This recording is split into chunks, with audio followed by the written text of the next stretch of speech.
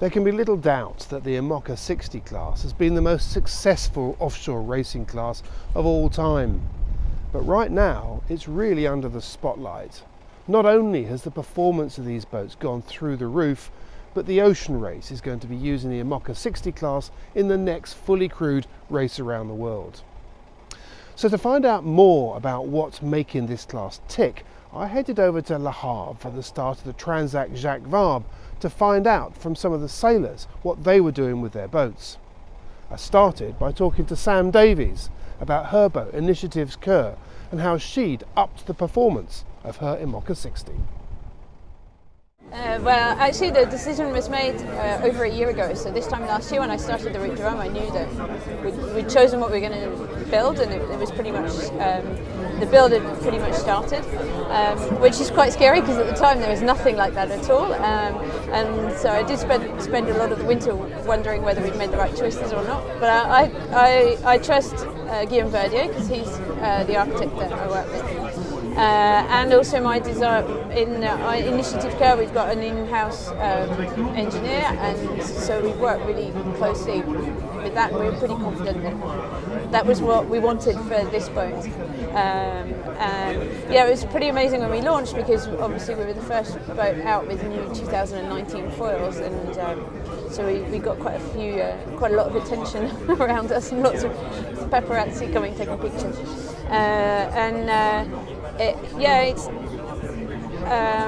I guess the decision is easier when I was talking to Guillaume because he's so excited. He's like, finally we can make the old boats stay in the game, and that's the most, for me it's the best part of this, the whole foil technology, and the IMOCA class tries to keep the old boats as competitive as possible for as long as possible, and Initiative Cœur we had a limited budget and an old boat, and this has made us make a massive jump up the rankings. Well, hopefully, if Paul and I sail well, then we've got a good chance to be up there.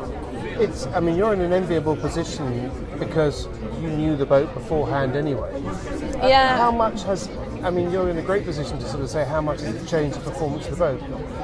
And that's one of the things we wanted to do with Initiative Cœur was to, we set out 2 years ago when we bought the boat, a whole plan of action leading right the way up to the Vendée Globe, and we've pretty much followed that exactly to what we wanted to do. And the plan was to do nothing the first year to learn the boat effectively, and so our Transat Jacques Vabre 2 years ago, we probably could have done better if we'd jumped and done some fast changes, but we wanted to learn the boat to make sure we made the right decisions because we haven't got enough money to do anything twice.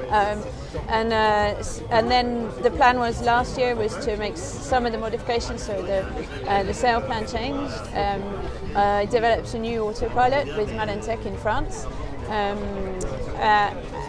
So those were two major changes, and we also put the rake system into the old foils to test that and get through all the teething problems with the rams and the whole system use before we put it on the new foils. And so we'd done a whole heap of developments last year, which were all really successful. We also changed the ballast system, so four big changes, so that we could only change the foils this year, because we knew that putting the big 2019 foils on was a big step up, and I just wanted to keep the rest of the boat totally the same so that I wasn't lost. And as you said, I could check or see what the changes were, and for sure the performance has increased massively.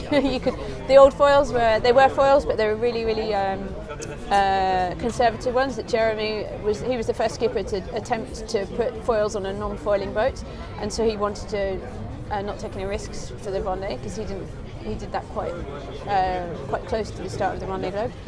And so we could feel the foils pushing, and once we put the rake in, then they pushed even more last year leading up to the route to Rome.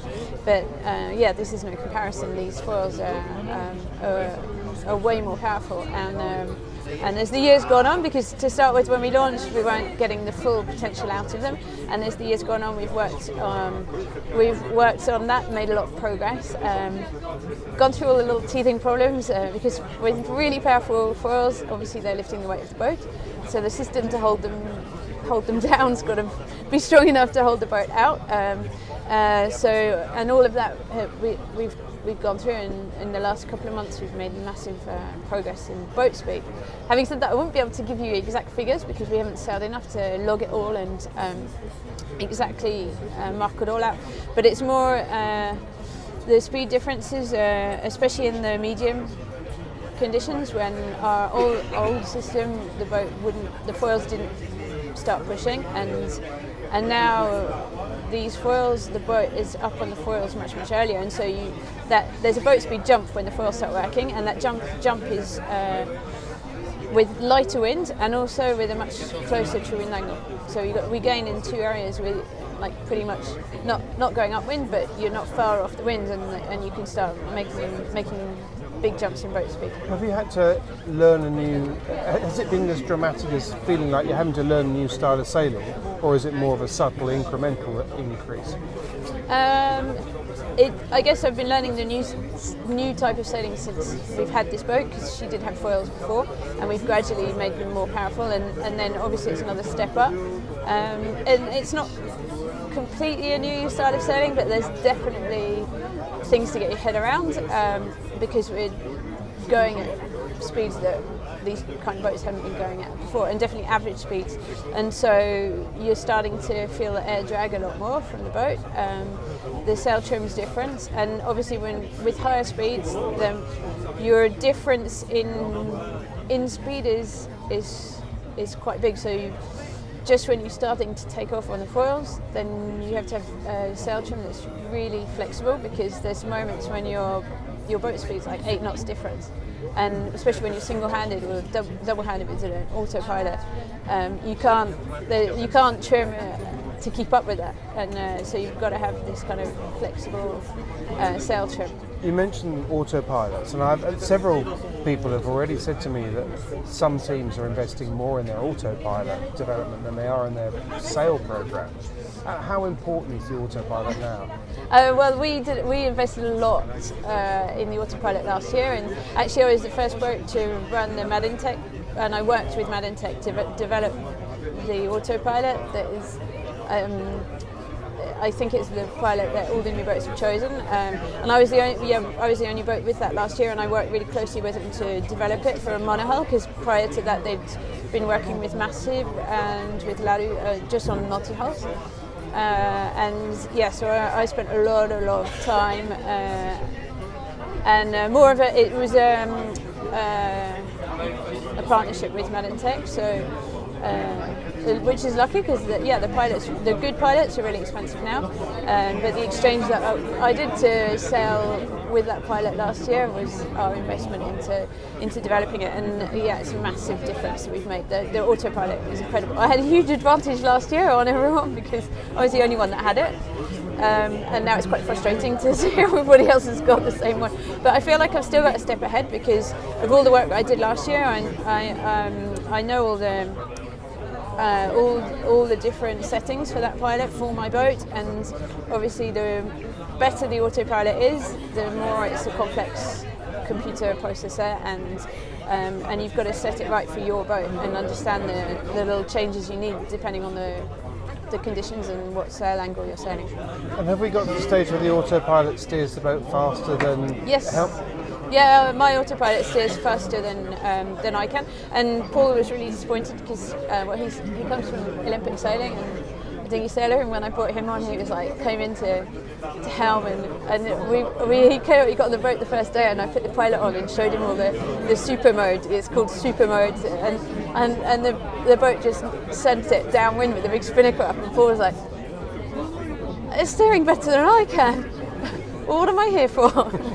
And it's true, and having said that, I've done the Volvo as well, and the reason why our autopilot steers better is because these boats are not designed to be steered, because they're designed for single-handed and short-handed sailing, where the steering position is not prioritised in the list when you build a boat and design a boat, and it's not really designed to be driven. And so the other reason why the Pilot drives better is because now we're going really fast. The helm position, you're not protected enough, and you can't see enough, and you haven't got enough power to stay there for more than about 10 minutes without getting nailed. And so with all this development, the foils, and the fact that yours are in an old boat, and there are several other boats that have all been reconfigured now with foils, is that, I mean, it's a stupid thing to say in many ways, I'm sure, but it seems like a very good thing for the class at the moment. It's sort of breathing new life, as well as new boats coming in. The class is in a good state, isn't it? As a result of it. Yeah, it's amazing, and that's what I'm saying. For the class, it's just fantastic to be able to keep modest projects like ours a chance to perform and get on the podium. And as you said, I think myself, Kevin Escoffier with PRB, and Isabelle Joschka with MACSF, we've all got kind of similar age and design boats, and now we can go up there and rival with the leaders. And for sure, I feel like we've definitely jumped a generation. So by adding the foils on, I feel like I've jumped ahead of the 2016 boats that haven't done any modifications, and it's amazing to be able to jump 4 years or more like that. How competitive could you be, do you think? Ultimately, I mean, given that the new boat's not really shaken down yet. Well, ultimately, on paper, and we see, because we've been training in Port La Forêt, and we've done some sailing with Sheahan as well. When the new boats do have an advantage because their hull shape is designed to foil, and I think with the materials technology, they're lighter, stiffer. They've worked really hard, and so for sure they are faster than us when we line up. But having said that, the new boats for this Transat Jacques Vabre, except Sheahan, have not had enough time to understand their boats and master them. And so that's definitely an advantage for Paul and I with Initiative Kerr, and we know it because we were the first 2019 foil boat to be launched, and we've really used all that time on the water that we've had this year to understand our boat, to get it working, and to make it reliable, and the foils reliable. And this year for this Transat Jacques Vabre, we know that could be an advantage for us, and maybe keep us ahead or with some of the boats that maybe should be ahead of us.